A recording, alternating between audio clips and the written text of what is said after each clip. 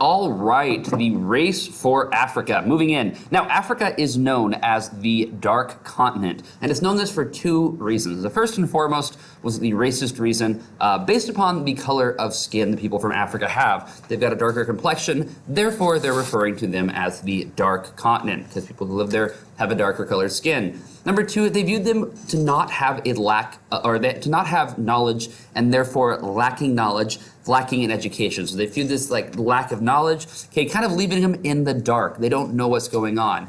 Therefore, it is considered the Dark Continent. You're going to read about this as the primary sources for those two reasons. Secondly, it is important to understand that Africa is massive, okay? It is incredibly huge and it is incredibly diverse. It is not a country, it is a number of different countries you can see on this map right here, okay? I took this from the actualsizeof.com.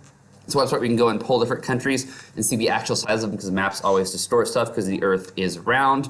So you can see right here the size of the United States, which spans pretty much the vast majority of North America, with the exception of Canada. It goes from coast to coast, to show you exactly how large Africa is. Okay, the entire Sahara Desert is roughly the same size as the United States. Okay, talking about the diversity of Africa, the northern part of the continent is going to be that desert, okay, Sahara Desert. Not a lot going on there. Very, very hot, very, very dry. If you move farther south, you're going to get into more of the grasslands. Stuff you see in like The Lion King going to be taking place in that region right down there. The continent is very, very large, diverse. They've got mountains, lakes, waterfalls, rainforest, you name it, it's pretty much in Africa. Additionally, it's important to understand that explorers and missionaries are going to be the one who are going to really spark this desire to colonize Europe. People want to go and be somewhere that no white man has ever been before. They want to be the first one to do this. They want to go explore and find out what is here. And missionaries want to go because they want to spread their faith. They want to spread religion in an attempt to save souls. Kind of the belief behind this is that you are the religion you are because you believe it is true. You want other people to be kind of enlightened to the same sort of religious understanding that you have. So you're going to want to go and explore and missionize and kind of bring this out to different people. So missionaries and explorers are going to spark the desire to colonize Africa. The big countries we're going to talk about when it comes to colonizing Africa, in this race for Africa, so to speak, are going to be the French. The French are going to go into Morocco. We've got the Italians who are going to go into Libya, just south of their country. The UK, the Portuguese, and the Belgians, okay?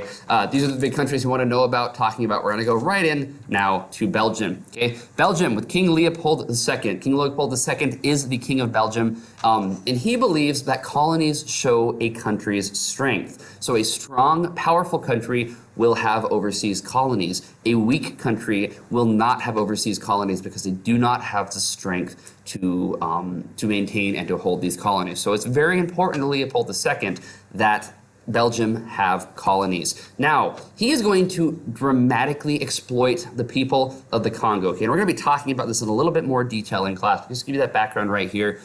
He is going to go to the Congo and realize that they have ivory. Okay, he wants this ivory. It's very expensive. He can sell it and make a lot of money.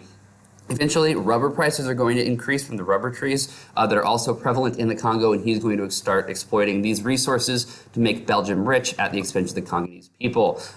For example, okay, and this is kind of the brutality he talks about, workers for him who did not meet the quota are going to have their hands cut off simply because they did not get enough rubber and stuff. He treats the people very, very poorly. In fact, around 10 million people, roughly, we don't know the exact number, estimates go from about 3 million to 15 million. However, most historians agree it's about 10 million people are going to be killed under the reign of King Leopold, simply for the exploitation of the ivory and the rubber. This is definitely going to be one of the cons associated with imperialism. We've talked about some of the strengths. This is going to be one of the cons as well. If you have any questions, please get a hold and comment down below. Otherwise, good luck.